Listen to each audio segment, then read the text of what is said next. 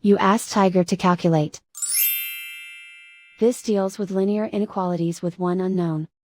The final result is x equal or greater than 14 over 5 equal or greater than 24 over 5.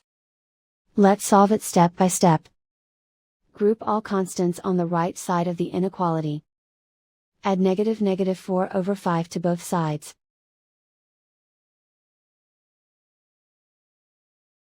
Combine the fractions.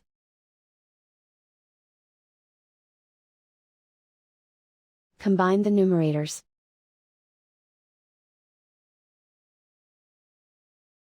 Reduce the zero numerator.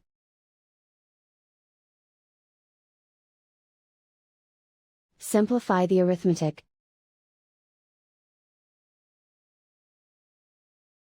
Convert the integer into a fraction.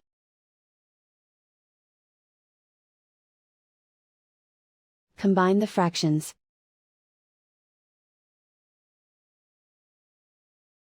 Combine the numerators.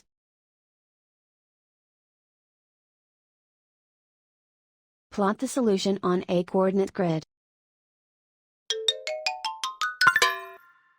And so the final result is x equal or greater than 14 over 5 equal or greater than 24 over 5.